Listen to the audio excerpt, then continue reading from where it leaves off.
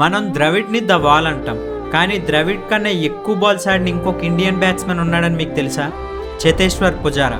ఈ పేరు వినగానే మనకు టెస్ట్ క్రికెట్ గుర్తొస్తుంది, కానీ తన గొప్పతనం ఏంటంటే మోడర్న్ క్రికెట్లో అందరూ ఫాస్ట్గా ఆడాలనుకుంటుంటే ఇతను మాత్రం నేను కదలను అని స్టబ్బాన్గా నిలబడ్డాడు.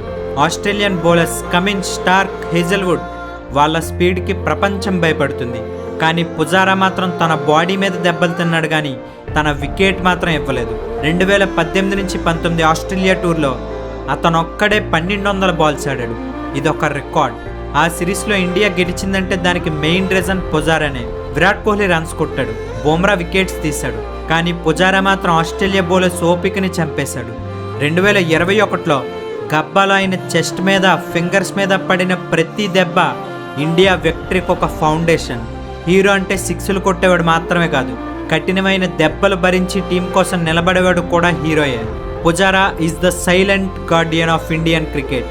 మరి పుజారా తన కెరీర్లో ఎన్ని డబుల్ సెంచరీస్ చేశాడో తెలిస్తే కామెంట్ చేయండి.